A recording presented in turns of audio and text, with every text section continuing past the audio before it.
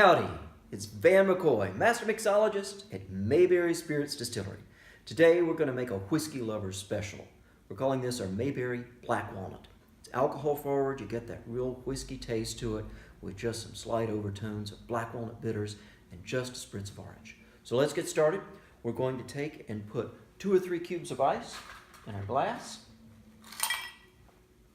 And then we're going to be using our toasted oak whiskey. This is going to be a single malt sorghum grain whiskey with a very silky mouthfeel and a very clean finish. A real whiskey lover's whiskey. We're going to do 2 ounces of this.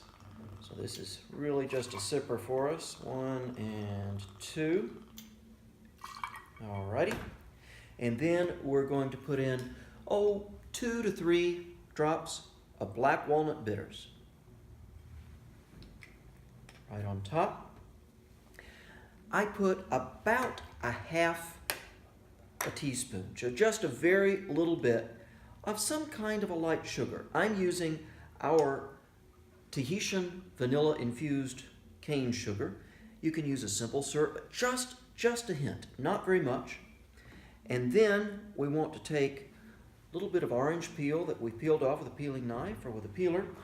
And what we're going to do, before we squeeze it here, we're going to light this little light and we're going to spray some of that orange essence oil all over the whole drink. So let's see if I can make this work here. We'll light it up and voila, we'll do that. It goes over the top. I'm going to go ahead and squeeze it a little bit more just to break up those oils in there. I'm going to drop that in there. And now that that sugar started to dissolve a little bit, we'll just give it a quick stir. There we go. And voila, we have the Mayberry Black Walnut. Whiskey lover's drink if I ever saw one. Mayberry Spirits Distillery, cheers.